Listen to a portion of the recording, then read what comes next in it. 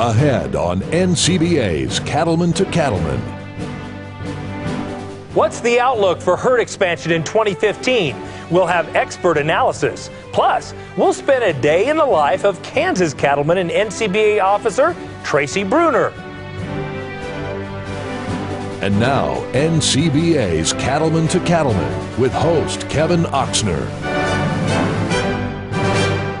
Hello and welcome to NCBA's Cattleman to Cattleman. I'm Kevin Oxner. Thanks for joining us. Leading our news this week, with the 2014 midterm elections now behind us, it's a good time to reflect on the value of having members of Congress who are supportive of agriculture and the beef cattle industry. Getting ag-friendly people elected to Congress is one of the goals of the National Cattlemen's Beef Association's Political Action Committee, also known as NCBA PAC. We learn more about the work of the NCBA PAC from Cattleman to Cattleman reporter Sharon Alseth. For more than 20 years, the NCBA Political Action Committee has worked to raise funds from member contributions and use these funds to back political candidates who support the U.S. beef cattle industry. NCBA's Political Action Committee, or the PAC, is one of the greatest tools that we have in Washington, D.C. It allows us to generate funds from members of NCBA, and every dollar that we get, we turn around and send that whole dollar to candidates for Congress or incumbents who are running for re-election that support the cattle business. We're looking for folks that really understand the beef industry. They understand what it is, what our business is about, and they're willing to step up when those questions happen in Washington and vote with us. PAC contributions help NCBA's staff in Washington get the access they need on Capitol Hill to address issues important to rural America. They come in to see us at the Washington office, and Colin and his staff are able to kind of give them a little review of our issues and give them a little education in the cattle business, so to speak. So that's worked really, really well. And I think that really allows us the opportunity to get in and talk to them more about the priorities that we have and let them know that the reason why we're supporting them is that we need them to stand up and fight for America's cattle producers. It has really paid big dividends, you know, the opportunity to have a one-on-one with our representatives is really what we're after, and it helps to open those doors, and that's really what it's about. Overregulation is always a big concern for NCBA, which is why the PAC works to help elect officials who will put a stop to any regulation that could keep a rancher from doing their job to the best of their ability. The regulators is where we're really getting hammered, you know, EPA and others, you know. So we've got to have those folks there that are willing to step up and try to rein them in, otherwise they just run amok. Cattlemen need pro-business, pro-agriculture members of Congress, and NCBA's Political Action Committee makes sure there are plenty of representatives and senators that will speak for and protect the best interests of the beef industry. And the NCBA PAC has been growing considerably the last few years. We put a lot more new emphasis on raising PAC money. We realize the importance for the industry there. No, we've been working really hard. You know, the NCBA PAC today is within the top 65 of all PACs that are out there, and we're the #2 ag PAC in DC. And we're not very satisfied with being #2. We'd like to be #1. It's important for all of our members to support the PAC, contribute, and make sure that we can get cattle-friendly candidates and members of Congress elected. Your action really will help us turn the tide in Washington, D.C. Reporting from Washington, D.C., I'm Sharon Alseth for NCBA's Cattleman to Cattleman. Why not join your fellow cattlemen and women as members of NCBA? It's easy to do, and there are valuable incentives for joining. Find out more by visiting the website beefusa.org. Whether you run a farm or ranch, there are a lot of moving parts when it comes to managing for the bottom line. And high cattle prices are no guarantee of a strong balance sheet. Joining us now to talk about the economic outlook for the beef cattle industry is Trevor Amon, an economist with the Knowledge Exchange Division of CoBank. Trevor, thanks for coming back to our show. Thanks for having me, Kevin. You know, 2014 has been full of lots of highlights for the agricultural and beef cattle industry specifically. Give us your read. Well, 2014 is shaping up to be a pretty incredible year in terms of high prices and record profitability up and down the supply chain. And these high prices have been supported by tight supplies and really amplified by stronger than expected consumer demand. So the biggest beneficiary of these marketplace dynamics has been the cow-calf producer, with 2014 average annual profitability per head estimated around $500 per head is pretty unprecedented. Another highlight from 2014 is record crop production, which will guarantee adequate supplies moving forward and keep that cost of production lower than what we've seen in the past several years. And, combining all of these favorable economic conditions with some help from Mother Nature really provides exciting times for the beef business. So those are certainly some of the highlights. What about some of the challenges you've seen? Well, volatility and uncertainty among the marketplace's ability to sustain these high prices, I think, is on the top of mind of everyone in the business. And that will ultimately hinge on the strength of consumer demand moving forward. And along with volatility requires a proper risk management strategy to be in place and a really strong relationship with your lender. And also, another lingering challenge is the drought. Most of the U.S. is seeing dramatically improved pasture and range conditions, but there's still a couple regions of the U.S. that are still facing that challenge. So look ahead for us for just a moment, and what do you see in 2015 for the beef cattle industry? Well, we can be certain that supplies of almost all classes of cattle are going to remain tight. This will be supportive of the feeder cattle side of the business. Competition will remain fierce from feed yards to secure the supply of cattle to fill their pens, and also from the packers to source enough cattle to efficiently operate their plants. So those margin operators are faced with potentially some unfavorable supply-demand economics, and will looking forward into 2015, potentially looking at some margin squeeze on those sectors of the business. We also know that the feed availability situation is looking great into 2015, lowering the cost of production. So overall, a great outlook in terms of profitability and running a business. I know your analysis doesn't just stop at the farm gate, Trevor. What do you see in terms of consumer demand and how that's changing? Well, 2014 has been an incredible demonstration of extremely resilient consumer demand. When you look at retail prices for August, they were up 17% over a year ago, and that's a 7th straight month of record high beef prices. On the food service side of the business, the Restaurant Performance Index for August was up 1% over July, and that represents 18 months straight of that index being above 100, which represents expansion in that side in the restaurant business. So another factor that's positive for the restaurant business is the overall improvement of the U.S. economy. And when you start to look at different income groups, that higher income, more affluent buyer, purchaser at restaurants is those households with greater than $100,000 income. And that segment is growing, so that's positive news for the beef industry and the restaurant business. So where do you see us in terms of rebuilding this cow herd, and what does that mean in terms of beef supply down the road? Well, another factor, moving forward is competing protein prices. We look at the ability for the pork and poultry industries to ramp up supply quicker than the beef industry. So expected slight increases in supply of pork and poultry into 2015, and that will pressure beef in terms of price and demand limiting factors. So as we look at the cow herd, we're starting to see early indications of herd rebuilding today. And when you look at figures such as cow slaughter, that's expected to be down about 14%, and heifer slaughter down about 7.5%, we're starting to see that happen.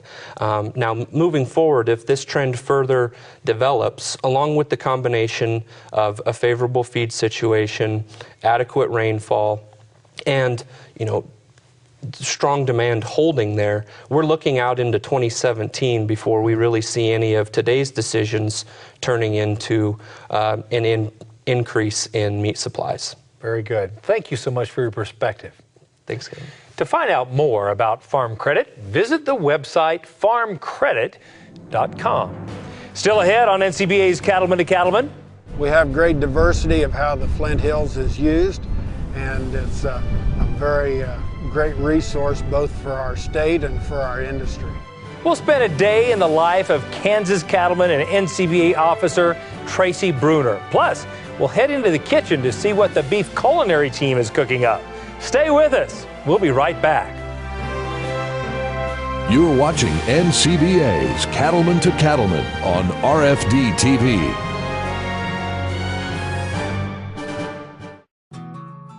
Well, I think a rancher has to be a steward of the land. There's nobody else that can take care of land better than a rancher. When we switched over to the Brunner products, it was a step in the right direction. The difference we see in the cattle is the consistency of their nutrition. The cattle hold their condition a lot better throughout the whole year. It does make a difference that we can see, day in and day out.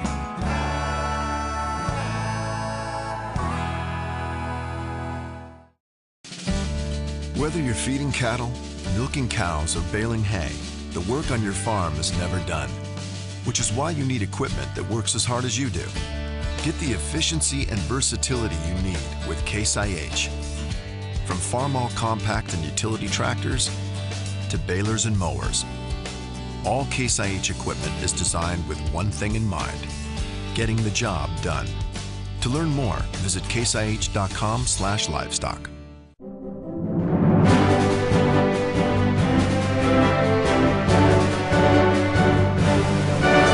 Welcome back. Strong leaders are often the product of their experience and their values.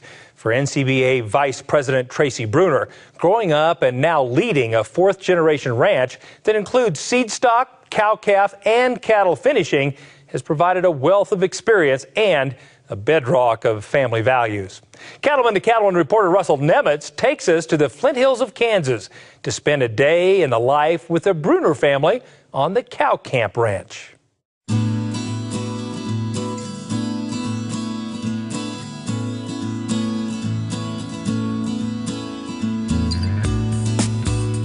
Nestled south of I-70 on the western edge of the Kansas Flint Hills, Tracy Brunner and his family have built a strong cattle business rooted in diversity and recognition of the individual strengths of all members in the family.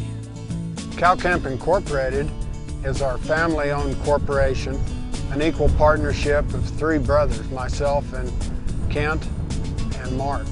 Cow Camp Ranch, LLC, is our sister company of a seed stock enterprise, and that's operated by Kent, his son Nolan, and Mark.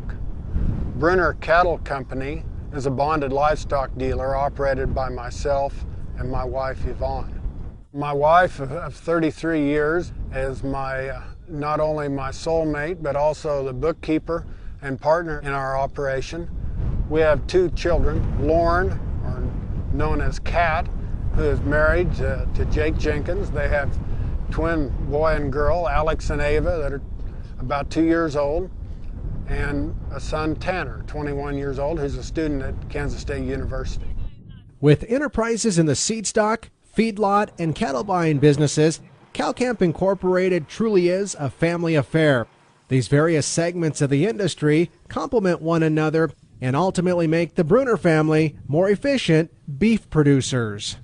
We've come to believe that the strength of our business is in the diversity and the ability to make a production system that works not only in complete harmony with the elements and the resources that we have at this location, but many aspects of our operation complement each other.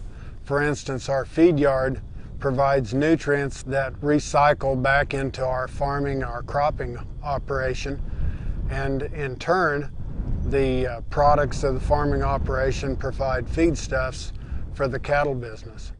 The seed stock business is a longtime family tradition for the Brunners. They know that producing high-quality beef starts with sound genetics in their cow herd. Our herd is primarily Simmental based. We run about 700 mother cows, and of those, the big majority are purebred Simmental and Sim Angus. We market around approximately 250 bulls a year. We have one sale a year in the spring. That's the last Friday in February. Cow Camp is committed to providing consistent results for their seed stock customers. Their commitment to quality continues through to the stocker and feedlot segments. In fact, many of the cattle at Cow Camp Feed Yard are purchased from seed stock customers. Our feedlot is licensed for 8,000 head. We roughly have 5,000 to 7,000 head in it most all the time. Most of the cattle are all fed to finish. We buy a lot of cattle that are out of our genetics from people who purchase seed stock from us. We collect a lot of carcass data and feedlot data on those cattle so that we can kind of gauge how we're doing on our seed stock side. We work with the customers and try and repurchase or help retain ownership on those calves. It lets us evaluate the genetics that we're proliferating and helps us know if what we have done is the right road for balanced beef production and also for efficient beef production. We also have an overall mission of producing the highest quality beef products possible. And that quality focus has helped tie all of our businesses together. And the availability of local feed and pasture resources means Cow Camp Feed Yard is in a very desirable location. We are in predominantly a farming area, but just to the east of us there's the Flint Hills, which is probably one of the top 5 grazing regions. It's all native blue stem, big and small. You can grow cool season grasses as well. So grass is very abundant.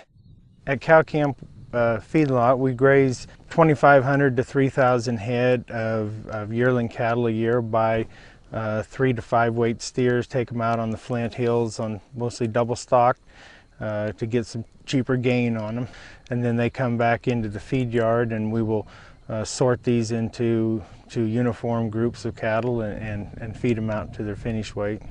The availability of pasture land is a great complement to our farming and ranching business here in Kansas. We have great diversity of how the Flint Hills is used, and it's a very great resource both for our state and for our industry. Tracy Brunner's ability to lead doesn't end at the ranch. Over the years, he's volunteered his time to serve as president of the Kansas Livestock Association and the Kansas Beef Council. Now, he's serving as an officer of the National Cattlemen's Beef Association. The interest in serving the overall industry has always been keen for me. I've always found that is not only interesting but very rewarding in the people that I meet and what I'm able to learn and use from that, and hopefully we're able to use those experiences and grow and make a useful contribution to the industry. With opportunities for future growth in the beef industry, Tracy and his brothers aim to grow their cattle business today to lay the foundation for the next wave of Brunners to succeed in the future. Family has given us the foundation for our organization. We're run by the 4th and 5th generations currently. We do enjoy our work. We enjoy working with the land and the cattle. We enjoy being able to provide food for the consumers of our country and our world. And we're anxious to be able to pass that opportunity on to the next generation. Reporting from the Flint Hills of Kansas, I'm Russell Nimitz for NCBA's Cattleman to Cattleman. If you'd like to join Tracy Brunner as a member of the nation's oldest and largest cattle industry organization, it's easy to do. Join NCBA now by calling 1-866-USA-BEEF or visit the website beefusa.org. Still ahead, we'll go into the kitchen to see what the beef culinary team is cooking up. And next, we'll learn new ways to make hay production more efficient. Stay with us. We'll be right back after this.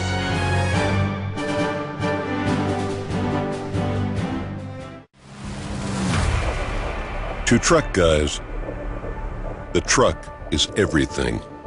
And when you put them in charge of making an unbeatable truck, good things happen.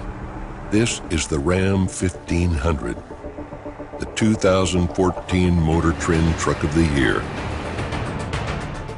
And first ever back-to-back winner. Guts, glory, Ram.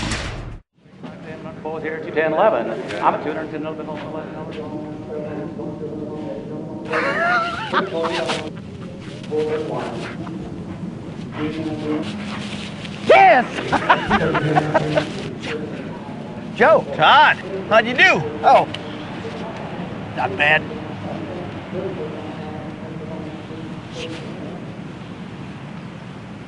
See what you have to gain at thelongrangelook.com.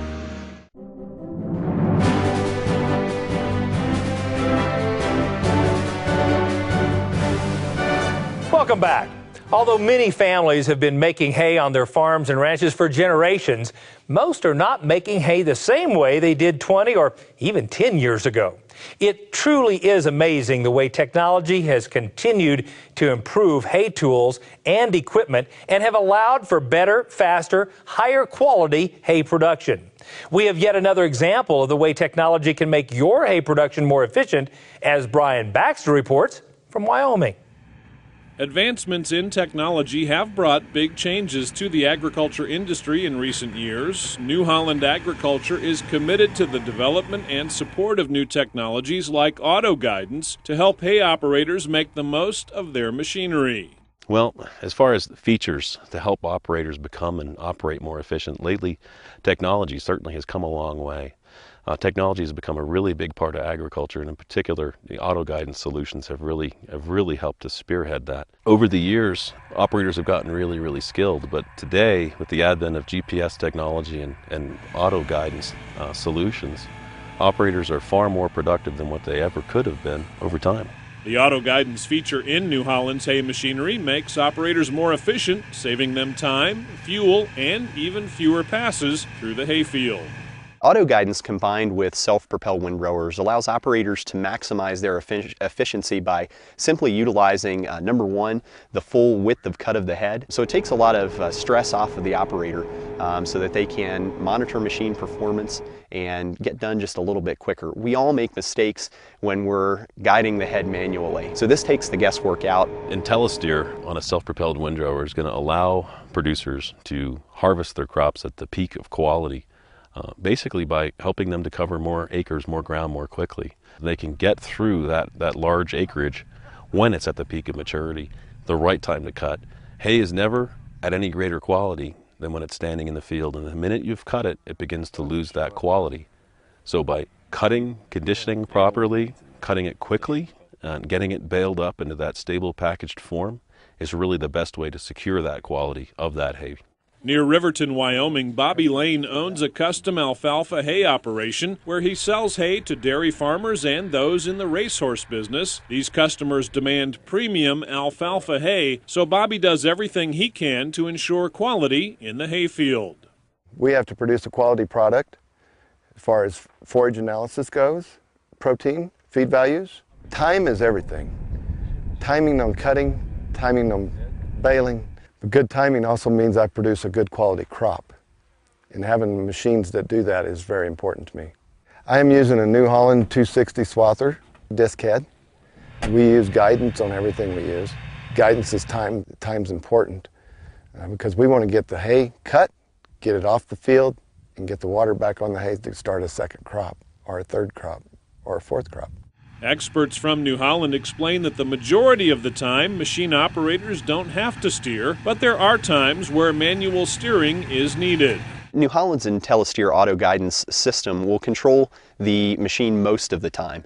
The operator's interface will basically be to control the machine anytime that they are making a headland turn to get on to the next pass.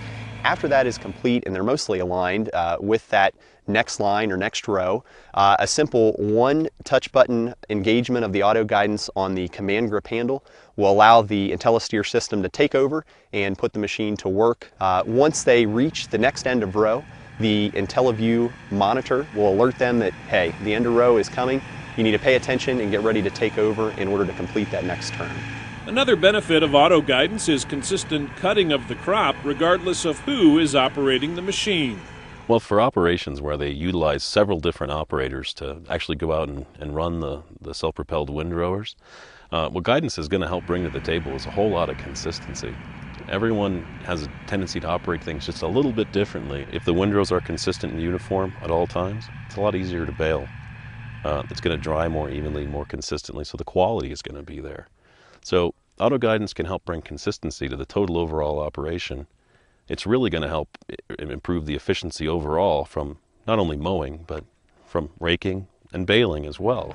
I have a hired boy, and he tells me how to operate the guidance system. And so I can put any operator in that machine and within 5 minutes have them cut in a perfect straight line and a full swath of hay. And that's huge to me. As with all technologies, a support network is key. New Holland makes sure that dealers, sales reps, and field technicians are well prepared to work with customers to set up, learn how to operate, and troubleshoot the auto guidance systems. As a dealership, we have trained technicians that regularly go to trainings. They're out in the field, they're checking the radio towers, making sure that that stuff is working correctly, and coming to the customers' places and setting up their systems. New Holland's dealer network features Precision Land Management, or PLM, certified dealers.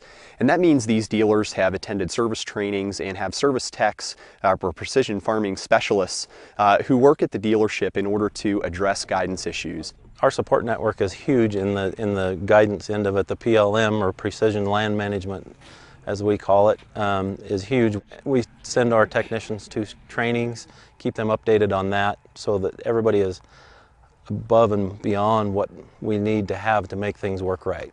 Although producers can be hesitant to make changes in their operations, adopting new technologies like New Holland's auto guidance is an opportunity to maximize efficiency in the hayfield. Modern technology, it's time to move forward. I was resistant to go into a guidance system. Thought that I could cut straight enough and efficient enough to do this. I found out how wrong I really was. Now I own 2 of them. My efficiencies are just way better.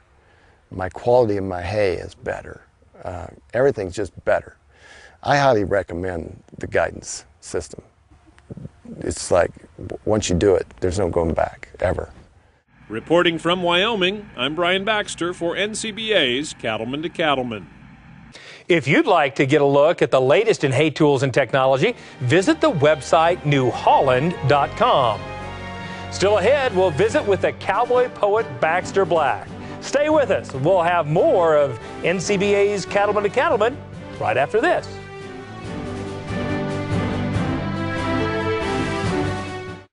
New Holland is the undisputed leader in hay tools. We give farmers a wide range of innovative equipment that increases efficiency and productivity all year round. Because to us, smart means providing a smooth, clean cut with faster dry down, plug-free conditioning, and superior bale density. And smart means leaving less hay on the field to feed more livestock in less time. That's New Holland Smart. Visit your local New Holland dealer today. This business can take time away and become more of your family than your actual family. My days were tough. I had a lot of doctoring, a lot of pulling. Now our days on the feed yard are happy days. It's more about looking at the cattle and enjoying what we're producing versus the alternative, which is pull and treat and bang our head against the wall. We have never wavered from Draxon. We've seen the benefits just keep getting better and better.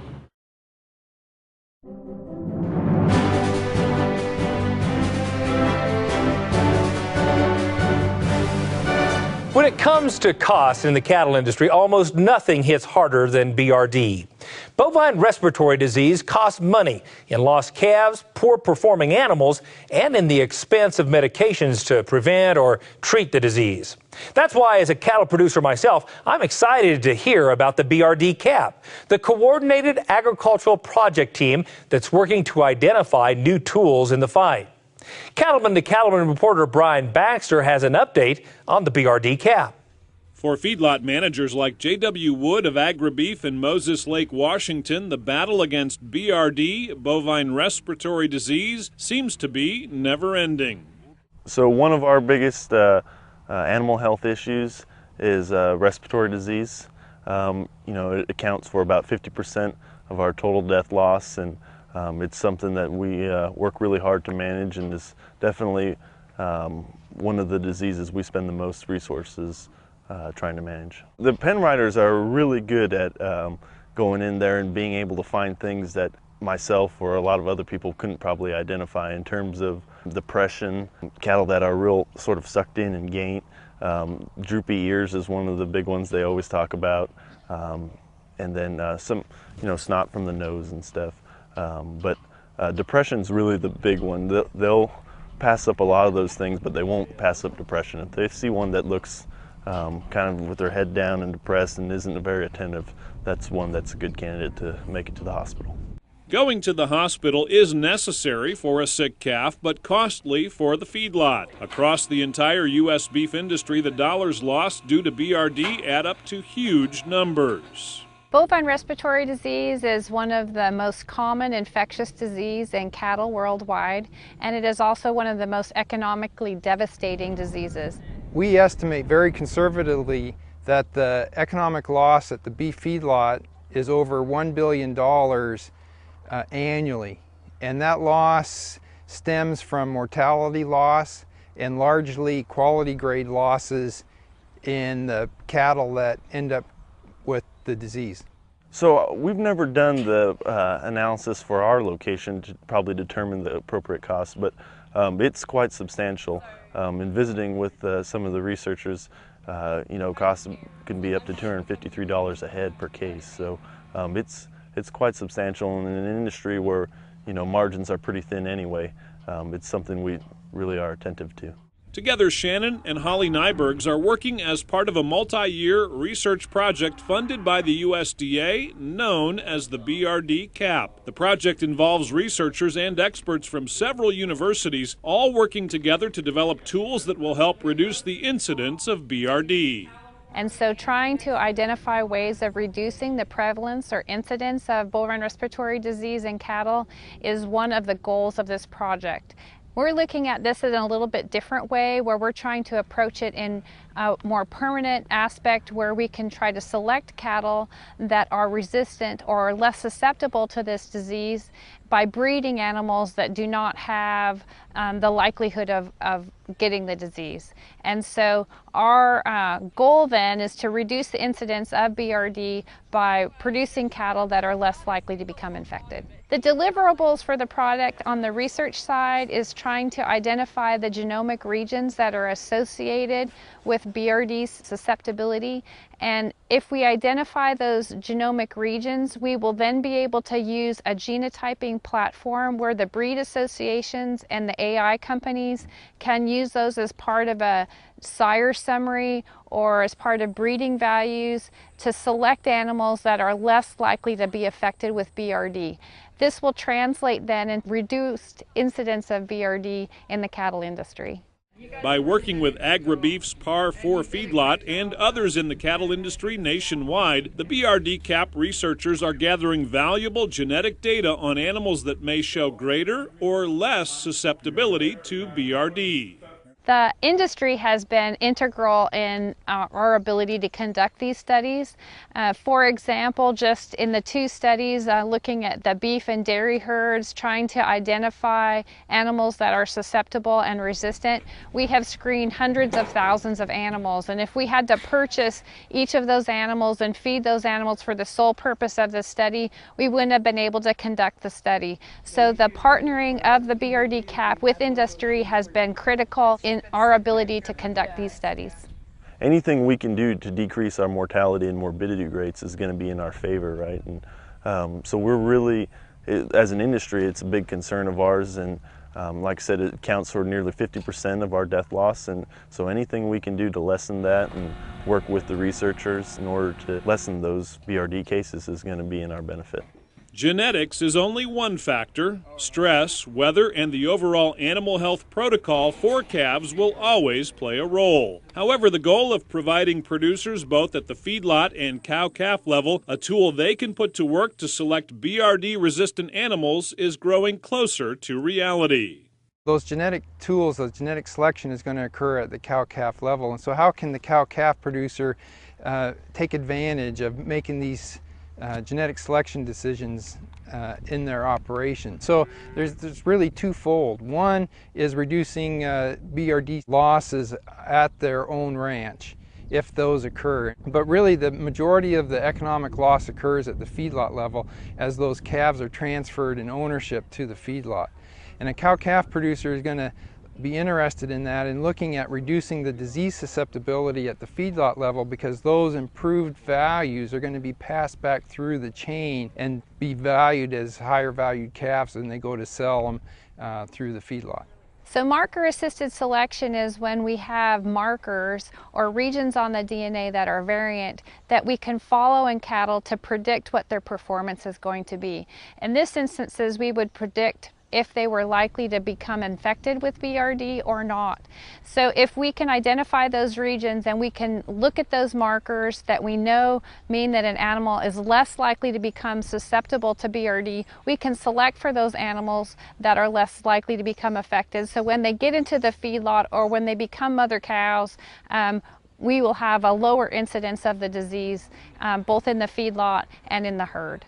And that's a result that BRD cap researchers and beef cattle producers are eagerly anticipating. From Washington State, I'm Brian Baxter reporting for NCBA's Cattleman to Cattleman. The BRD Coordinated Agricultural Project is continuing, and the group meets regularly to review and report on its progress. If you'd like to find out more about all of the research efforts in the battle against BRD, just visit the website brdcomplex.org. The new year isn't far off, and with that comes a new calving season.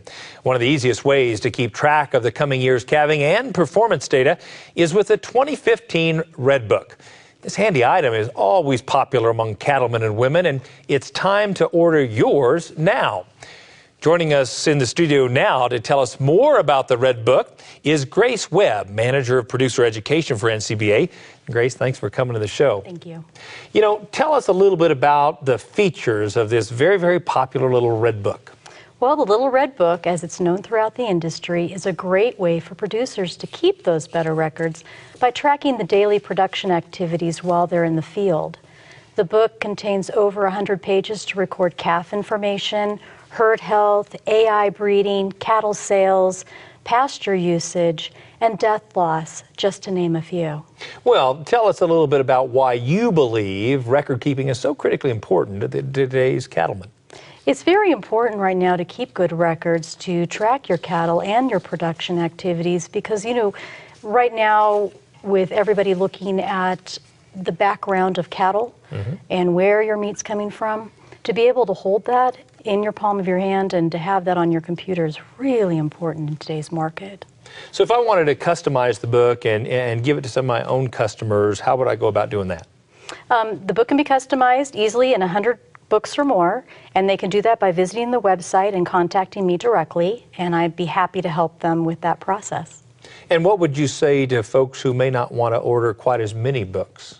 They can also order one book or more through the website, and that is tracked and sent by our office. Very good. Well, thank you so much for joining us, and thank you for managing this great program. Thank you. Ordering your 2015 Red Books is easy.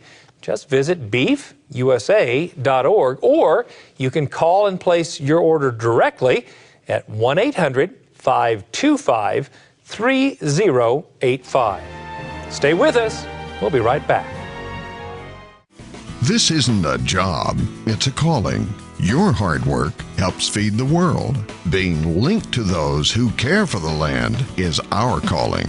For more than 175 years, John Deere has been a proud partner of the cattle business. That's why we bring you special NCBA member discounts, so you can get the right equipment, strong, rugged, versatile, and ready to work hard. Talk to your John Deere dealer to learn more about your NCBA member discounts. John Deere, committed to the land, committed to your success.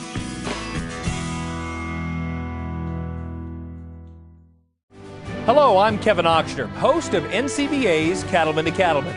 Each week, we travel the country to bring you the latest cattle industry news and information. Check us out at cattlemantocattleman.org or on Facebook and Twitter.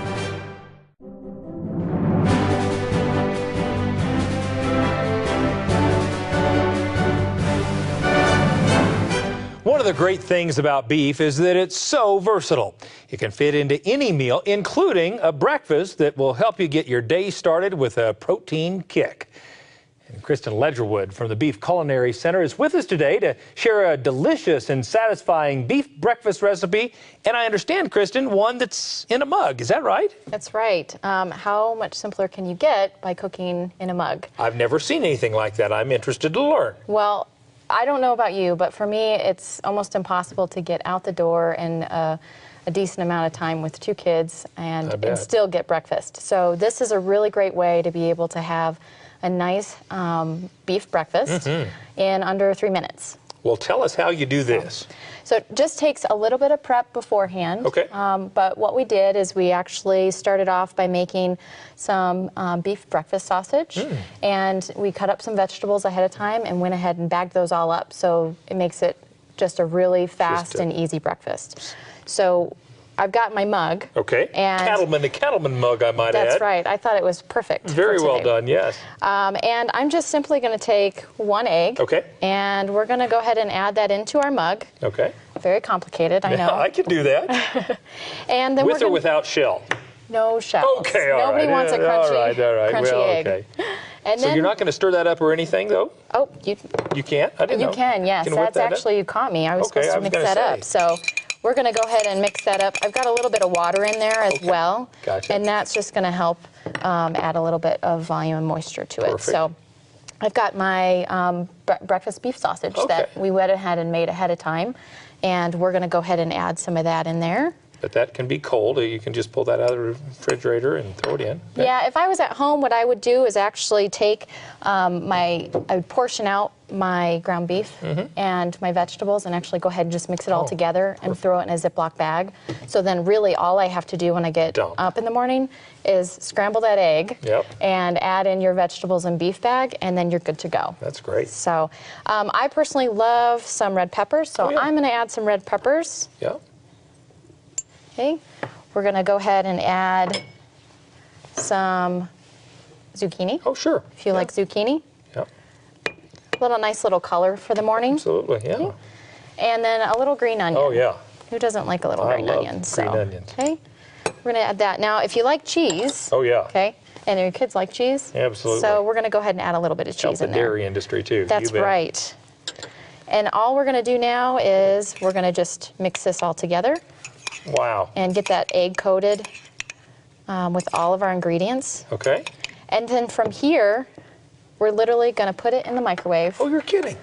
1.5 minutes until the egg is no longer runny, and pull it out. And watch your hands because it'll be hot. And this is what we end up with is beef and egg in a mug, scrambled egg in a mug. That's right. And you can use your favorite side, so component of ketchup, salsa, we use salsa, sour cream, any of those things you can add and top it. And I do assume that it tastes best in a cattleman to cattleman mug, right? That really enhances the flavor. That's great. This is a great and simple breakfast recipe. Thanks so much for sharing it. Thank you for having me.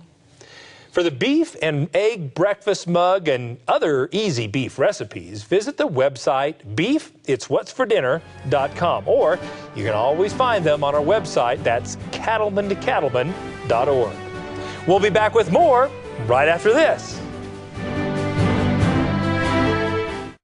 Hi there, I'm Joey. And I'm Rory, and welcome to our farm outside Nashville, Tennessee. When we go to work, whether it's on tour or here at home, we wear the West. That's right. Whether it's that perfect snap shirt or that perfect pair of boots, when you wear Roper, you wear the West. Learn more about us, Joey and Rory, and about Roper Western Wear at eroper.com. Telling the truth and being real, and feeding my family a home-cooked meal. That's important to me. That's important to me. And planting the garden and watching it grow. Working your cattle just got easier. Introducing the new Vet Gun delivery system, a new way to apply topical insecticides to your cattle. The Vet Gun lets you remotely treat cattle with effective parasite control, so you can do it from an ATV, on horseback, or just walking among the herd. It's that simple. The proven topical insecticide AML Vet Cap is used with the Vet Gun. It works fast to control horn flies and lice while minimizing stress on your cattle. Fast, easy, effective. VetGun. Check with your animal health supplier for availability. We know who made that hitch. We know who cut the steel, who milled the ball, and who welded the seams. We know who tested, measured, and checked. We even know who thought the whole thing up. We're B&W, and we know your hitch. Because we don't make them halfway around the world. We make them all right here. B&W. Trusted. There's always seemed to be folks who need to say something good, even at the worst of times. Like Mrs. Custer might have said, well, you know, on the bright side, at least he was wearing clean undies. Well, in the spring gather, we went out to find a 300-pound steer that had evaded us. We named him Rompy. We never found him that day, but we did discover a leak in the water line, which, on the bright side, made the ride worth it. Well, the next day we went out early and found him with some cows. All went well, and we sorted him off and hauled him to the headquarters here to hold him overnight for the sale the next day. Pretty good morning, I was thinking, by gosh. And then Rompy came unglued. He could see daylight through this pipe gate and into the loading alley. He took 4 runs at it, and I ran around the front to frighten him back, and it didn't work, and on his 5th try, he crashed over the top. I dove out of the way, and I looked back as he sailed over me, over my shoulder, and I remember thinking, this must be what a torpedo looks like when it's leaving the submarine. Well, we finally got him caught again and hog-tied, but where we were was unreachable by a trailer. So I rode back here with my horse and left him and got the pickup, and I went back down to get the boys and Rompy. Well, he was too heavy to lift, and he was still on the fight. So after much cowboy cogitation, we took 2 8-foot 2x12s and laid a ramp from the tailgate down to Rompy. Well, we tried to push him up those boards, but he didn't slide. So I dug through my box of rescue stuff and came up with a come-along. We chained it over the gooseneck turnover ball and pulled a cable between the boards and ran it through a soft rope we'd put over the hog tie and began cranking. I pushed, and we drug Rompy into the bed of the pickup, an inch and a grunt at a time. All 3 of us looked like we'd been drugged through a knothole. On the bright side, he could have weighed 500 pounds. Or we could have been grape farmers, and we'd have never been able to load a 300-pound raisin. There's nothing to tie to. This is Baxter Black. From Out of His Mind, Out There. Thanks, Baxter. We always enjoy your cowboy common sense. There's more Cattleman to Cattleman still ahead, so stay with us.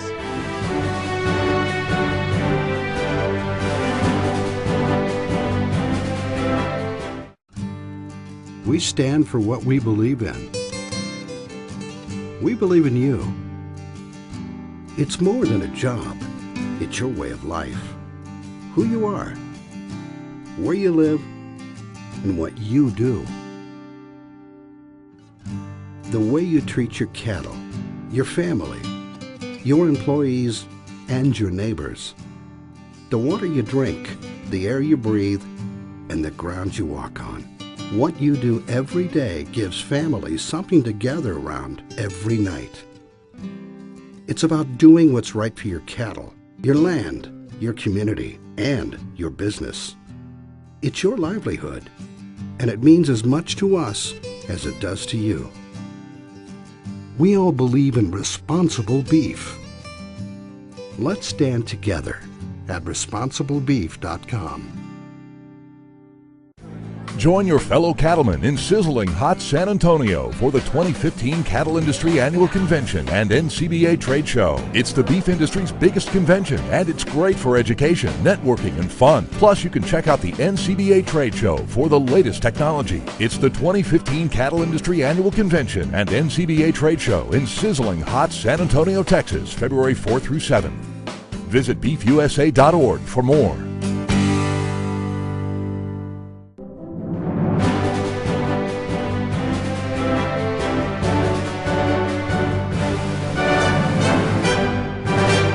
Time Time now to share some of the outstanding photos taken by farm and ranch families around our country. Let's take a look at our latest roundup of legacy photos.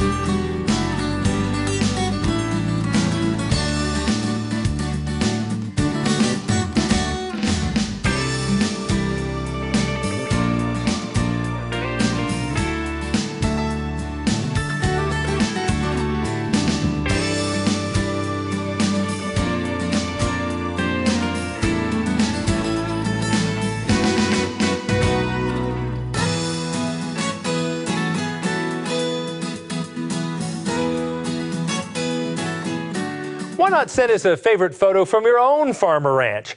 It's easy to do. Just visit our website. That's cattlemantocattleman.org. Include your farm or ranch name, and you may see your photo on a future edition of Cattleman to Cattleman. Well, that wraps up this edition of NCBA's Cattleman to Cattleman. Thanks for spending some of your time with us. I'm Kevin Ochsner.